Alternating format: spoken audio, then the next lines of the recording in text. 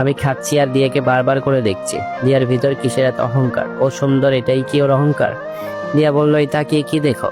আমি বললাম, না কিছু না। খাবার খেতে খেতে বৃষ্টি শুরু হলো।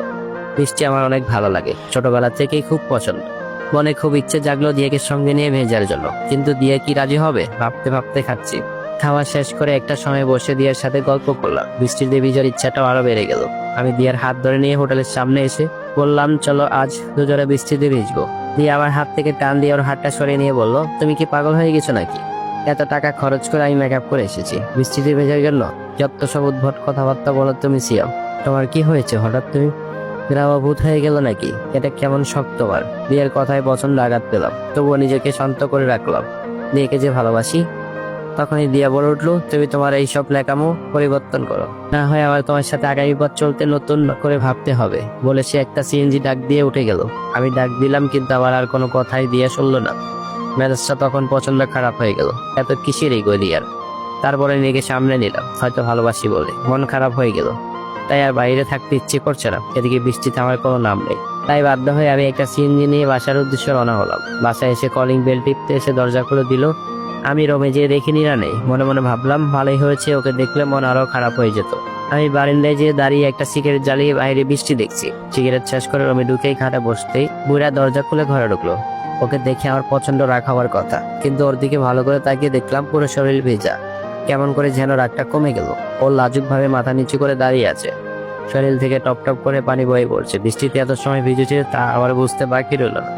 আমি অন্যদিকে তাকিয়ে রইলাম। ও দৌড়ে ওয়াশরুমে চলে গেল। ওর শাড়ি বেয়ে পুরো ঘরে পানি পড়ছে।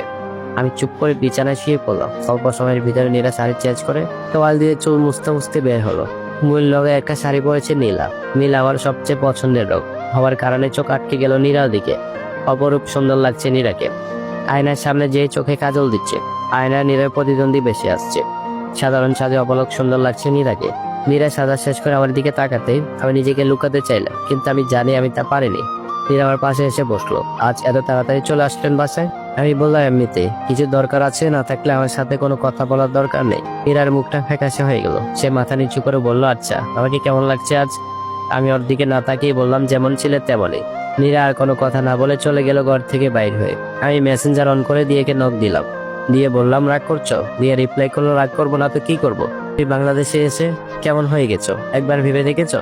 কি সব গ্রামের মেয়েদের মতো তুমি আমাকে থাকতে বলছো? জানো আমার কতটা কষ্ট লেগেছে? তাই বললাম, দেখো আমি এভাবে বলতে চাইনি, আসলে সব সময় এগুলো ব্যবহার করলে তো স্কিন নষ্ট হয়ে যাবে। দিয়ে আগের ইমোজি দিয়ে লিখলো, দেখো সিয়াম, এ বয়সে যদি পেশন না করি, ত্বকের যত্ন না করি, তবে কি বুড়ি হয়ে করবো? আমি বললাম, আচ্ছা ঠিক আছে, তোমার যেমন খুশি তেমন করে সাজো। দিয়ে আমাকে বললো, দেখো আমার মরান ছেলে ছাড়া পছন্দ না। তুমি বিদেশে ছিলে তখন একরকম ছিলে, কিন্তু দেশে এসে তোমার পরিবর্তন হয়ে গেছে। আমি তোমাকে এরকম দেখতে চাই।